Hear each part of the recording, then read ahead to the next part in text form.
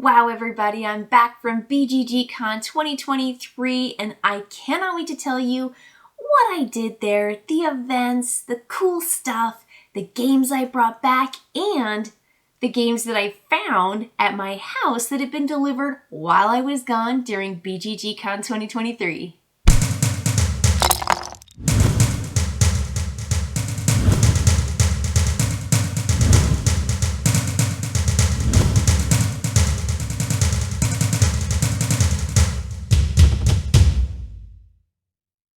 So one of the things that I'm not too concerned about when I go to conventions is bringing back a whole bunch of stuff because I fly and I don't have that much space to pack games back in, which is why I nestle games inside of games and take out inserts, and then we just really cram stuff together so that we can fit things back in our suitcases on the way back. So this is what we brought back, and honestly, it was just about all that I could fit. It was just more than enough. So just to get that stuff out of the way, I got some free games. When you go to Board Game Geek Con, you get games and they just let you draw out of a die and you just get a card. It's either a spade, a club, a heart, or a diamond, and you get some kind of pairing of game.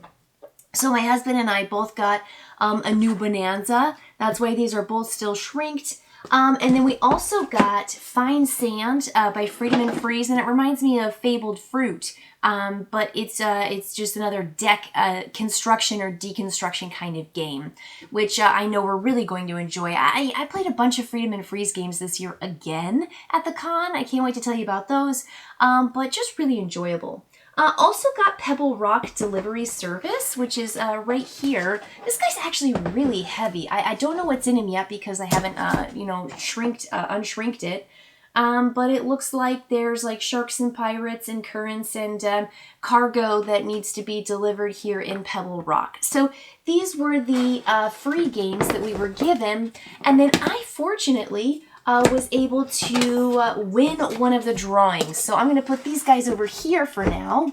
But I won one of the drawings. They do 20 drawings every day at the convention. And on the very first day, I was a lucky winner. So I was able to get City of Spies, Estoril 1942, and Noria. Now you'll notice that Noria is not here. We already have a copy of Noria, and so we just gave it to some of our friends who didn't have that game already. So I walked away with this game, which fortunately we were able to stuff a whole bunch of stuff into because we took out that insert and then packed all these little boxes in. So yay for being a winner. It's been a couple years, several years actually, since I got one of the random drawings where they do their giveaways. So super, super cool. That was also just really fun. So now I'm left with the games that I essentially walked away with and the activities that I got things from. I'm going to take my badge off because, as always, this is probably the most annoying thing that you wear when you're at the convention because you can't lean over tables with it because it just sweeps through and just like, knocks all the components loose. But I did walk away with some cool bling. I usually don't get really cool buttons and stickers and stuff, but I got this really cool Seeker button. Boy, I'm going to give you a close-up of this guy because he's really pretty. Got a lot of glitter and pretty colors and stuff. This is from Incredible Dream or Kinfire Chronicles or Kinfire Delve. And then I also have this fantastic little meeple. No, I don't play purple. Purple's not even my second color or my third color. I always play green, and if I can't play green, then I play orange, and if I can't play orange, I play white. So that's my color sequence. But someone else, one of my friends, took green, and so I let them have that because I was giving away all these cool little buttons. So I got left with purple, and purple's beautiful, and it looks really nice against my green. So I'm happy to sport purple, even though that's not necessarily my meeple color. Okay, so this guy coming off. Oh, I feel so much better already.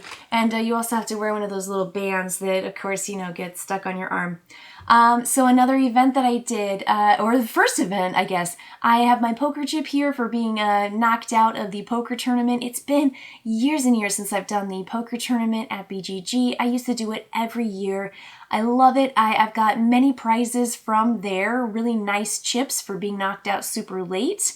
I think one year I was last lady standing, so I mean, just taking that all the way. Didn't do that great this time, but made a bunch of friends and had a fantastic time at my table. My table was loads of fun. We had a great time. So I've got my $10 chip that I just add to my stack that I have in my upstairs next to my dice tower that we roll our D20 to resolve petty conflicts with in my house, which is just a really fun way to do that. So this guy, definitely love it. Love that little trophy.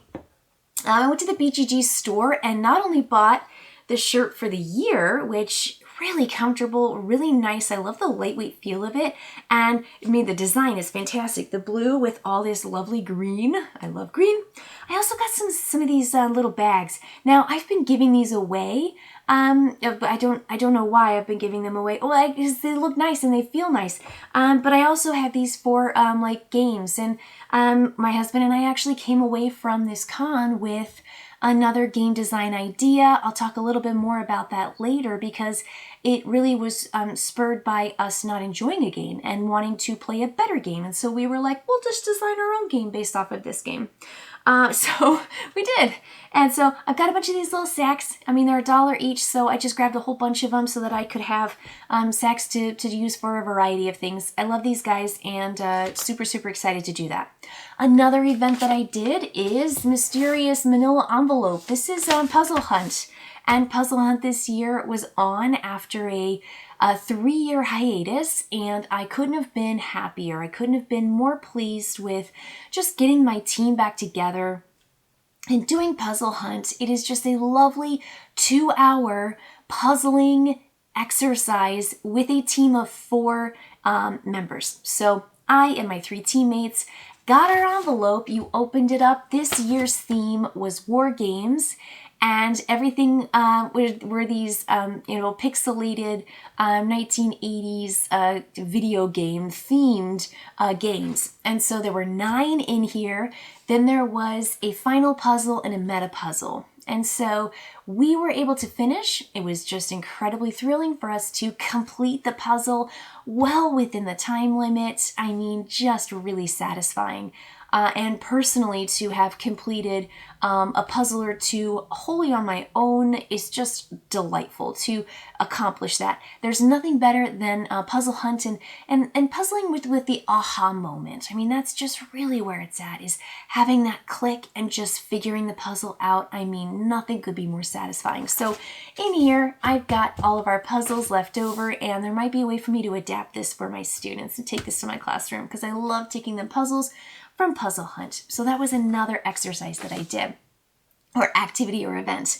I also brought back Kinfire Delve Vainglory's Grotto because I went to that event and learned how to play this 1 to 2 player game. I played 2 player with my husband, and I will be bringing more of this game specifically to my channel along with a giveaway of this game that is not out yet. It is the first of 3 in this Kinfire Delve series where they are 1 hour, maybe 1.5 hour delves or dives with 2 characters and a specific deck that you are essentially battling your way through, trying to defeat the monsters or the baddies in this game.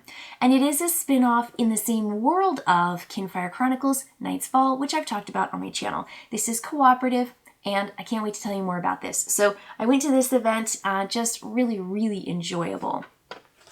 Okay.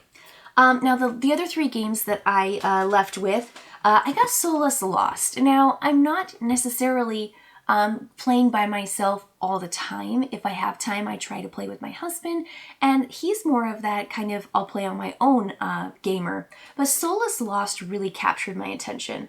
This is by Chance Harris, and I was fortunate enough to have the designer talk me through this game and tell me what this is about. And I was hooked. I was hooked because you have a character card and you are trying to essentially stay alive. You have an age and you are going to age as you travel through space, but you have to find these artifacts and you try to keep your ship intact. So your ship could be blown up or you could age out, meaning you got old and died, and those are going to be the ways that you lose. But if you find the artifacts and you essentially battle your way through time and space, you can win this solo game. I thought it just was really, really cool. I was just 100% on board, 20 to 30 minutes per game. So, and I love the look of it. So I was like, yes, please. I think I want to play this game. So haven't, but very, very intrigued. All right, I walked away with Tokaido Duo. If you know anything about my channel and me, I love Tokaido. I think it's a beautiful game. I love it so much. I love it to pieces. And my husband played this at Gen Con a couple Gen Cons ago, and with someone else. Can you believe it? Not with me. So I was like, hey, I need to get this and I need to play this. So read the rules. Haven't played it yet, but cannot wait to jump into a Tokaido Duo and just add it to my duo and dual games that have been created from their bigger games like Seven Wonders and Splendor. So maybe I could do a side-by-side comparison after I get this game on the table. Okay, next. And I guess last of the games that I walked away with, the Bazaars of Ubar. I'm a big fan. I really enjoy Gray Fox games. The last game I did on my channel was Last Light, if you're familiar. And I thought this just looked really charming. 30 to 60 minutes, probably 30 to 45 minutes to be honest, depending on the player count. It has a turn order time track, and you also are trying to buy and sell these different items with a very interesting tile placement activation format. There's going to be a video specifically coming out for this soon, so keep your eyes peeled for my explanation and review of the Bazaars of Ubar. Okay, so with all the games out of the way that I walked away with, all the events that I took place in, I am going to talk about the games that I played, and I will include a full list of my games and by essentially day in the description, so you can check out that full complete list. But really what I'm going to do is just the highlights, because I played a lot of games and I want to make sure I give you the ones that I really enjoyed first, and then maybe a couple of those doozies. Alright, so more about the games that I played. In the Hot Games room, there were a couple games that I was able to get my hands on. The first one is Wandering Towers. This was really interesting. We played on the smaller end of the scale of player count, and I hear that it gets really chaotic with more players at the table. But it's got a really interesting mechanic of moving your meeples around in this circular path, trying to jump into the Dark Tower. And you want to get all 4 of your meeples in the Dark Tower, but once a meeple goes in the Dark Tower, it moves. And all these towers are wandering, as the title says. Now on your turn, players are going to play 2 cards from their hand of 3, and they're going to play one side of the book on both of those cards. So I can play to move the towers. I can play my other card on the other side to move the towers. So I can move towers, I can move people, and sometimes you get to roll a die. So what you're doing is you're trying to mobilize these towers, and you're trying to put those towers on top of meeples, because when you do, you get to turn one of your potions over. And every player has 5 potions. You can spend those potions to do certain things like move further as a meeple or move the tower further, but the first player to just dunk all their folks in that black tower is going to trigger the end of the game. So it's a fun, fast, light game that has some strategy, but there is some chaos there. I did enjoy it as a 3-player game, and so I would like to play it again, maybe at a higher player count. I maybe share that with my gaming group here. The other game I played was Kutna Hora, which is the City of Silver. That's the subtitle. This is a heavier game. It was probably one of the heaviest games I played at the con, and it has this fascinating economic system of growing citizens or population while showing what's in demand for 5 different types of resources, like wood and like silver and things like that. So you are essentially building buildings in this town. But first you have to buy a plot of land before you can build the building. Then you have to reserve the building before you build the building. And there's also this mining section that you're going to, and you are mining down for wonderful resources that will give you victory points, hopefully, at the end of the game. Really fascinating system. I think the coolest part about it is that players have these action cards that have 2 sides to them. So when you play a card down, you're playing it as the card that's facing the direction you want. So at the top of the card is the part that you're activating. So if you want to buy a plot of land, you're going to be putting that up, but you're also sacrificing the action that's at the bottom. But those cards, you can turn them one way or the other based on what you want to do, and every player has a joker that allows them to play whatever action they want if they have maybe not played exactly what they wanted to play in the earlier actions. So players get to play 2 cards for 2 actions, then the play goes around, then you play 2 cards for 2 actions, then it goes around, and then you get 1. So you're getting 5 actions per round. It's fascinating. I would love to play this game again. This was a real favorite. I enjoyed this game a lot. So for a game to sink my teeth into, Kutna Hora, really, really thumbs up. I played some fantastic cooperative games while I was at the con. The first one that I really enjoyed is called Save Patient Zero, and this is all about one person essentially running the system. There is an app for that if you don't want to have someone run it like a GM, but I was able to run it and teach the game to a couple of my friends who were playing against each other, but essentially it's one team against another team trying to find and deduce the 3 different molecules or little bacterias that are going to help you solve and cure the patient. And it's all by deduction. There is a grid of 5 by 5, so there are 25 different kinds of little dudes, little molecules or things, and they're going to find the 3 that you randomly picked at the beginning of the game, because they're going to be asking questions about its number, its shape, its order, its all kinds of things, and it's really fun. I like it a lot. It is a race, team against team, but there is that cooperative team nature to it, and as the GM, I was just wanting everybody to have a good time. So it was super, super fun. I want to play as like in the game and not just GM it, but I thought Save Patient Zero was really, really cool. Another game I loved is Sky Team. This is a 2-player dice rolling allocation flying a plane game, and you are working together as a pilot co-pilot. I'm going to have a video dedicated to this specifically because I just thought it was loads of fun. It's not real time, but you have to assign your dice in silence. And so that means that you have to kind of understand what you want to do and how you're going to execute your dice based on what you rolled, and your fellow player doesn't know exactly what you're working with and you don't know what they're working with. It's just a ton of fun. I played it twice while I was at the con with 2 different people, and we landed our plane, but there are harder scenarios that I think would make it more challenging. So I just really enjoyed that game. One game that I got my hands on that was a new game that I didn't get to play an entire game of is Leaf.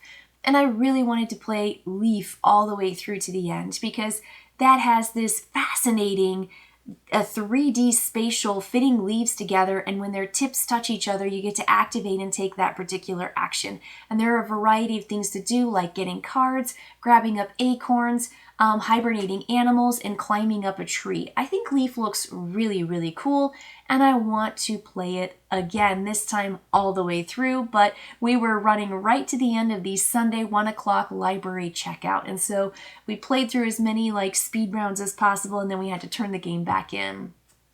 Another game I played a whole game of that I actually have a copy of, and now I'm getting 2 more copies of so I can share it with my fellow professors and coworkers at my college, is HerStory. This is a fantastically light yet historically friendly and fun and educational game about all these wonderful women in history. But the game itself is, again, light. It's so easy. You are either assigning cards to your chapter. You're essentially researching and learning more about these women. You have 2 slots for that. You are also trying to write their chapters, and you have up to 8 slots for writing chapters. And you are writing about these women, and they have all this stuff on the back that when you write your chapter, you get to tell the whole group, well, here's what so-and-so did. Here's what's so, great about this woman. But there's also these grabbing little bits, and there are ways to buy your cards essentially to write those books. Super, super easy. Great entry-level game or casual game with a lovely theme and just a ton of cards. Super, super cool. I think I already mentioned that I like Freedom and Freeze, and I was able to sneak in another game of Full Throttle or Freesert, if you want the German. And it's just so fun. It's so fun. I love Full Throttle. I think it might be my favorite Freedom and Freeze game. I just adore it. So I got that in. It's a bike racing game, like motorcycle racing game. And it's got this fantastic investment in particular motorbikes or keeping those cards in the deck so that they can actually move. Because if you take a card out of the deck, they're not going to move that speed because you're investing in them, but they might just putter out and not cross the finish line. It's just a delight. It is so smart. It's got like 2 basic mechanics and that's it. And it's so simple, but it's so thrilling. I love it so much. And then I saw this card game, Freedom and Freeze, in the little card stack, and I went FTW ? I was like, this has got to be good. And we got it and played it, and it was good. It was super, super fun. So it's just a card game, and you are playing cards, and the person in front of you plays a card down, and then you have to essentially go higher than that. And if you can't go higher than that, you have to play a card out of your hand into your personal area, and then take the deck. And you are going to take one of those cards and add it to your hand. And the whole point of the game is to get rid of all of your cards except for one. And whatever is left, you are taking your highest number in your hand, subtracting everything else in your hand. So you want the 60 and you want to go out, so you subtract 0 and you can get the high score of 60. It's really fun. It's really clever. And you just play everybody that's in the game. So if you have a 5-player game, you play 5 rounds, so everybody gets to lead. Just super fun and easy. Great game. That one will definitely be coming back again. And I think I might invest in it because it's a great card game. A game that I saw on the BGG page recently is Art Society. I had a great time with this. This is a fun, interesting game of picking shapes and then turning them over and putting them in their sized categories. And then every player is going to draft in order of their cards that they pick from their hand. You're going to be a secret bid. You're going to flip your cards over, and whoever has the highest number will be able to take those art pieces that have been curated for that round. Then you're going to place those into your personal player area, and you can score based on if you have the same frame next to other frames, but you definitely don't want faux pas of the same kind of painting, which are depicted by colors and symbols. You don't want those side by side because that's ugly. And you want to really create this lovely little, tableau of paintings and little knickknacks and art. It's just really cool. I want to play that again. I had a great time.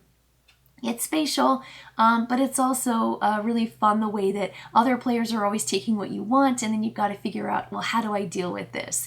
So really, really fun, cool, light game. I also got my hands on the Fox Experiment, and I was super excited to try this because I'd heard so many things about it. We're getting it. We don't have it at the house yet, but it should be here soon, where players are going to be rolling dice in order to determine traits for these wolf pups.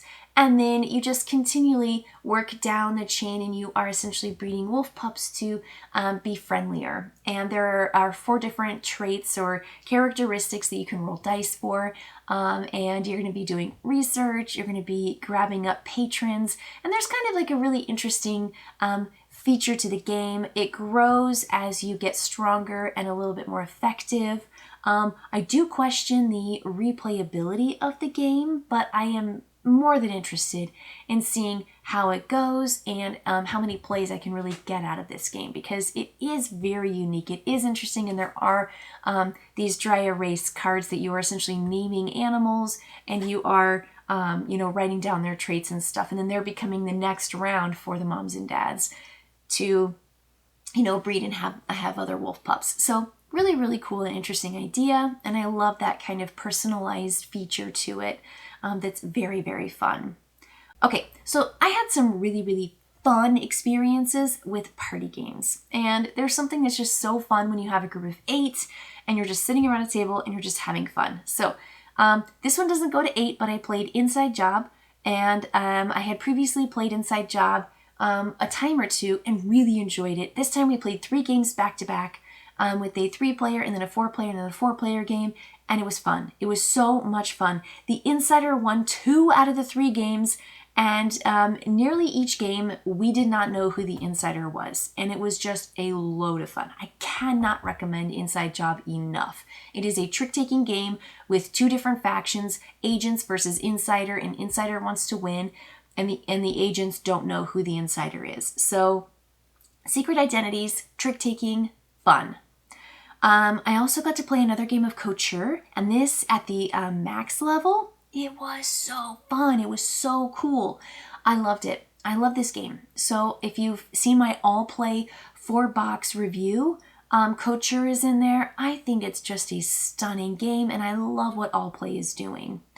I played a full game of Ready, Set, Bet. I did the running. I essentially did the announcing for that game, and it was just packed. The table was full. This is a horse racing and betting game. I'm rolling dice and yelling out who's essentially advancing, and the horses are running. And when you got that third horse that crosses the no bets line, then there's no more bets, and players are in real time putting out all their bets on these horses and all these different ways of scoring. And you do 4 rounds of that, and then whoever has the most money at the end wins. It was just a ton of fun. I mean, I think I lost my voice at the end of it, but it was a lot of fun. And I got to play all the way through. Again, I was the house, but I did get to play as the house with the secret, like the house bidding. That doesn't interfere with any of the players, but I really loved it. I mean, it's just a great big table racing game, real-time game too. I got a fantastic game of MonsDRAWsity in with a lot of players after sharing that game with my art class here at the college. I got to play this with my friends, and it was fun. Like, I had a great time. So MonsDRAWsity was fun. Another drawing game that I had a blast with was Subtext. Subtext is all about one player who is essentially the active player that round, looking at a card and seeing a word like Caesar. Then they put that card in with the rest of the player count cards from the deck. So their card is shuffled in with the cards, and you pass them out to everybody. One other player at the table is going to get Caesar. Everybody else is going to get a different card. But everybody thinks that their card might be the one that matches the active player. So the goal is to draw Caesar without being too obvious and indicating to the player who drew Caesar, or some indication of Caesar, that their cards match, and everybody else at the table shouldn't see it. So it's subtle. You have to essentially say, I see that you did Caesar, you saw that I did Caesar, and if we match each other and everyone else misses, we bank. We get big points. But if it's too obvious and everyone says, well, those two are obviously Caesar, then you don't get points. It was so fun. It was so fun. I loved it. It reminded me a lot of A Fake Artist Goes to New York, but just in reverse. There's like one fake artist, and then in this one, you have the secret artist. And so it's just really, really cool. Tons of fun. Another one that was a really nice, fun group game was Hues and Cues. This was all about this gradation of color. You had a spectrum, and you essentially drew a card, and it told you where one space was. And the very first round, you give everybody one clue to what that word is. So let's say you have a particular color, and you say the word ocean. Now everyone's kind of putting it in blue or blue-green or dark blue or somewhere in blue. Now, if people aren't really getting it in the grouping of a 3x3 grid, like your spot is right here and you want people to be inside and around your actual number, you get a second round. If you want, you can choose to. And this time you give 2 clues. And so you might say something, and the rules here are a little wishy-washy, but you're essentially not allowed to give direction. So you can't say darker, because that shows where on the map it should be. But you should be giving clues that help people go darker or lighter or up, like whatever direction without giving directional clues. So it's really, really fun. I thought it was interesting. I found myself being able to hear the clues and really seeing the color that they wanted me to see. And so I had a great time with Hues and Cues. Really fun. Again, it really helps with have a lot of players with that. And then the last thing is I played Roll to the Top Journeys. I've played that many times. I think Roll to the Top is a great game. It was just nice to return to it. Just with players, especially players who had not played it before. They had a good time playing and learning it. Meanwhile, I was just kind of like super casual because I'm like, yeah, I got it. Like this is a fun game of rolling dice and then moving from low to high in ascending order of your pip value. And whoever rolls to the top first and fills in all their spaces wins the game. So those were my highlights of the con. There were a couple stinkers, and I will say, take my stinkers with a grain of salt. So in the new games area in the library, BGG, I saw Sushi Go, Spin Some for Dim Sum, and I was like, Sushi Go, I love it. Well, this game wasn't necessarily much of a game. I think it just takes Sushi Go and just loosely gives people a chance to maybe make sequences or connections or collections of cards, and it's just hardly there. It is a real luck, silly, not necessarily fun game. So I was a little disappointed because I thought with Sushi Go on it was going to be something, and it really ended up being very little there. So not a great experience with Sushi Go, Spin Some for Dim Sum. The next game that I didn't necessarily have a great time with is Stationfall. I was super excited to check it out, to see what all the hubbub was about and how fun it was going to be. And I think that the experience with that game made me and my husband want to design our own game. So essentially that's the game that we were inspired by to kind of create something new that was more fun and maybe made a little bit more sense, because there were too many personal motivations, and the hidden identity aspect of the game was interesting and fun, but it also just made players want to mess with other players for no reason other than it might get in the way of their end game victory point score.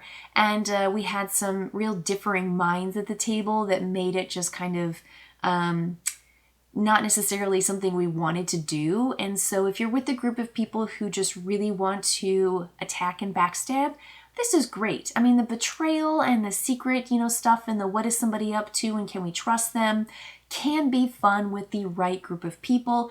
But Stationfall's too big of a game and maybe too long of a game. It didn't take us 4 hours. I think people were like, oh no, 4 hours. No, we played in 90 minutes. It was no big deal. It was a very short game. But while we all got off, while we all, made our way to Earth, we got off the ship before it exploded, everybody kind of got their victory points based on what their goals were, and some players didn't even stand a chance. And I thought that was just really weird. That if one person can play their game perfectly and nobody interrupts with them, they still can't win because somebody else can just bank more victory points. So anyway, we were inspired to create our own cooperative game. So don't look for that in the future. It's probably never going to really come to fruition, but we're in the middle of really working it out right now. So if you ever see it in the future, know this was inspired by our experience with Stationfall at BGG this year. I played a game called the Glade, and I found it to be too thinky. It was just too brainy. I wasn't enjoying it. And while it might be smart, making these different collections of shapes and colors and plants and animals. There are only 3 things, and I know I just mentioned 4, but even I can't remember the 3 things that you have to do. And then you put your thing out in the board and it's got a grid and you've got your own grid and you have to make sequences of things that are either unique or the same. It was too much. It was just too much. And just, again, not having fun. So not enjoying the Glade. Another game that I actually have received is Blueprints for Mad King Ludwig. I actually just got it, and it's sitting here in the house, and I was able to play it at the con, but they had done the dry erase markers with it, which made it really hard to play. And I think with the colored pencils, it's going to be a lot easier to play. We also played with a giant full table, and it made things really tedious as every player was taking the blueprints and then putting it back, taking another blueprint, taking another blueprint. So I think it was long and fiddly, and it didn't need to be because of the player count, which I'm not going to play with as many players, and the dry erase markers instead of the color pencils. So when I play with my copy, I hope I'm going to have a better experience, but I will say that my very first time playing through Blueprints of Mad King Ludwig was not as enjoyable as I wanted it to be, but I'm willing to give it a second chance because I have my copy, and I think I'm going to iron out some of those previously problematic or time-consuming issues with the game. I played a moderately bad racing game. I think it's by Queen Games, called Finish Line. That was the very first game I played at the con on Wednesday. Was a little disappointed by it because it had players losing turns and stuff, and I was like, oh no, someone not only loses victory points, but now they don't even get to have a turn. Seems super old school, and I didn't necessarily like that mechanic. It has a lot of attacks and player, not elimination, but eliminating players' bids and bets on things. that I thought was just like a little too cutthroat, so didn't necessarily enjoy Finish Line. Another game that didn't necessarily do it for me is called Dice Flick. I played that on the first day as well, and you're flicking dice into a grid from the edge of the lid of the board game box, and you are trying to get colors in a sequence where you can orthogonally see 3 or more, and you're going to count the pips and then get the score. Everybody takes 10 turns. You're drawing dice from a bag and then choosing the dice you want to flick into there. It just seemed a little too lucky and too random and too silly to really be much of a game. So wouldn't necessarily recommend that game. All the other games that I played, you can just see in the description below. I'm going to have the list of those with some kind of indication of, thumbs up, thumbs down, so you can check it out. I'm going to have a separate video where I'm going to tell you all the games that I returned home to. So if you're interested to see the games that I actually have in my house that you probably will see a review coming up for, definitely check that video out. I'm going to have more to show you with that, but I had a fantastic time at Board Game Geek Con 2023, and I can't wait for next year's. So until then, let me know in the comments below what you're interested in seeing, maybe what you thought looked cool, and I'll catch you next time. Bye, everybody.